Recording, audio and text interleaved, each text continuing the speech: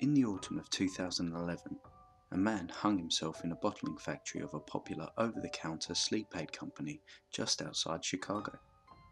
The man worked as a quality control manager and had just been laid off to save the company money.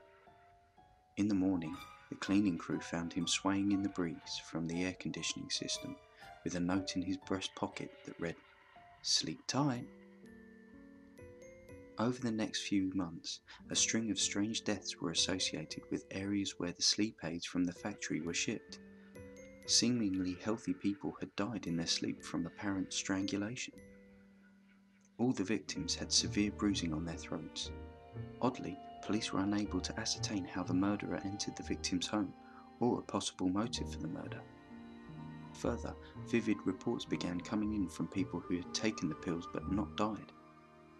One lady reported taking the pill, and right before she fell asleep, she opened her eyes and a bald, middle-aged man wearing a short-sleeved white-collared shirt was hovering just above her face.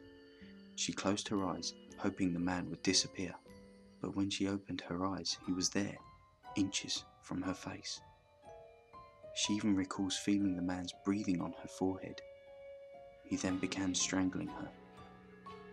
Luckily for her, her husband noticed her gasping for air in her sleep and quickly woke her. Another man recalls falling asleep after taking the pill. He awoke to the figure of a man swaying in the corner of his room. He turned on the light next to his bed and saw the man with better accuracy. He was a bald, middle-aged man wearing a short-sleeved white-collared shirt.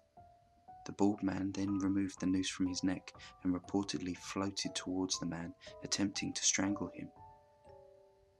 Again, it was the man's spouse who woke him. He awoke gasping for air in sheer terror. The FDA did a full investigation and found no evidence of tampering. Even after a recall of the pills and a public awareness campaign warning of possible tampering, the deaths and reports of the bald man didn't stop.